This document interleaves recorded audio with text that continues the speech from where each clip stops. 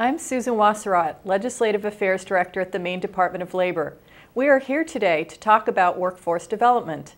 To create and sustain a globally competitive workforce, Maine must put into practice the best strategies and align our resources to prepare local talent for the real demands of local and national employers.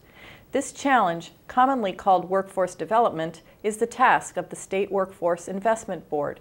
The board, known by its acronym of SWIB, has posted the new 5-year plan that directs how the state's federal funding under the Workforce Investment Act will be used.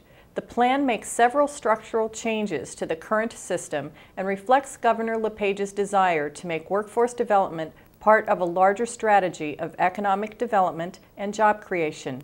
The plan is available online for review and public comment. After the comment period ends on January 29th, the department will submit the plan to the U.S. Department of Labor.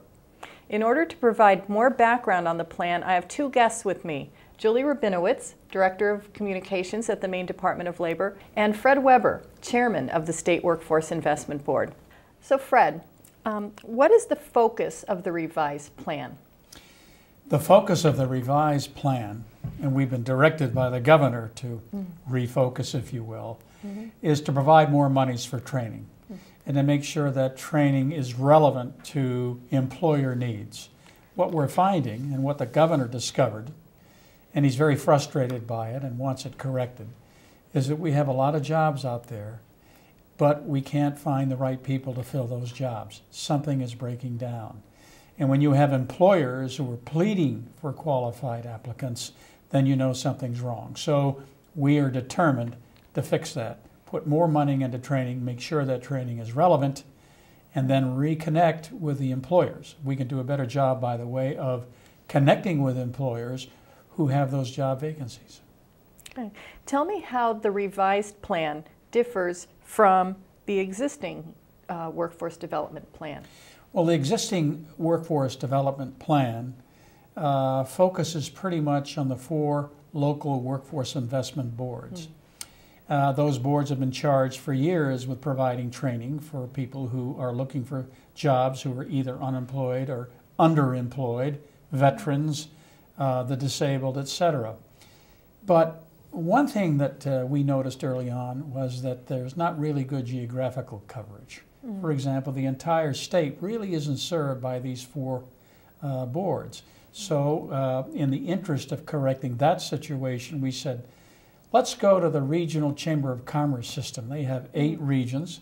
Right. We thought it would be a good idea to deploy them to work with those 8 regions, basically to create 8 workforce investment boards, and thereby making sure that we're covering the state adequately. The good news, Susan, is the money is there. We get about $10 million a year from the federal government to train people here in the state of Maine. But not enough of that money is going to actual training. That's what we're trying to correct.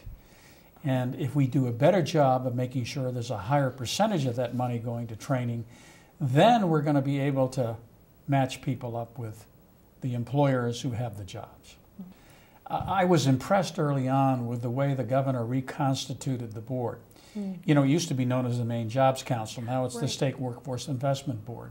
And he made sure that the majority of the board members came from the business community and that these people, these business people, business persons, were dedicated to the effort to conduct more training, to do a better job of match-ups. And when I say match-ups, I mean the unemployed with the employer who may have that job.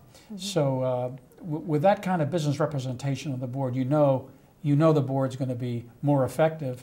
The board is very anxious to get into gear with a new plan so that it can carry out its oversight responsibilities. It's a big responsibility. They take it seriously. So do the other board members, by the way. We have people from the education community. We have people from organized labor. We have people from all walks of life. But again, the vast majority of that board, and I think we're up to now 25, come from the business community, and that's the way it should be. Right. Sounds like it's a real collaboration to make this workforce investment happen. It's a good word, collaboration, absolutely. One final question. As a Maine citizen, what is the most important thing I should know about the plan? As a Maine citizen, I think you should know that this plan reflects our determination to do a better job in providing a trained workforce for the employers of this state.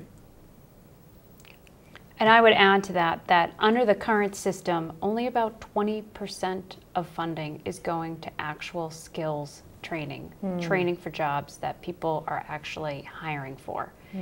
Under the proposed plan, we're going to work on improving that figure significantly every year and ultimately approach 40 to 50% of that money going into direct skills training, with the other balance going to pay for things that might be resume building, interview skills, and other what we call soft skills. But it's still important for getting jobs and helping job seekers. But more of that money is going to be put directly into training, which is the governor's vision. Right.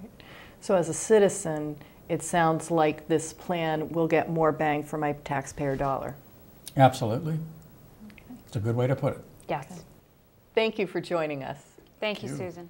You can review the plan, which is available online at the Department of Labor's website. If you have questions, you can contact the Maine Department of Labor, and after reviewing the plan, we urge you to provide comments on the public site. Contact your elected officials to share your support, your county commissioners, your state senators and representatives, and congressmen and senators at the federal level. They all need to hear from you. Thank you again to Fred Weber and Julie Rabinowitz for joining us today. I'm Susan Wasserat. Have a wonderful day.